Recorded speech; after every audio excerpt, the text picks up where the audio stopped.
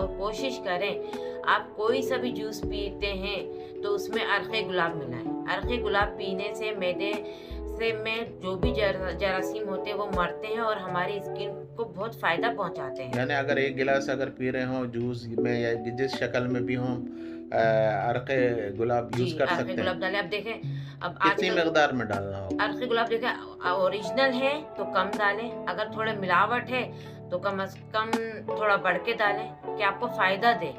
दिन में एक बार पीना है, मगर रोज़ाना पीना है। गर्मी के दिनों में अगर आप अर्क़े गुलाब यूज़ करते हैं तो आपको बहुत बेस्ट रिज़ल्ट सही है, दिखेगा। यानी कि मैं समझ गया। यानी आप ये कहना चाह रही हैं बहनों को कि सबसे पहले पानी की कसरत करें पीने में। दूसरा ये कि आप अपना डाइट चार्ट बनाएँ जी, इस तरीक़े का कि जिसमें जो है कम कैलोरीज़ आप दिन भर में लें जी, और मुफ़ीद ग़िज़ा इस्तेमाल करें जी। जिससे कि फिर इसके जिस्म बाद को नुकसान ना जी, हो। जी।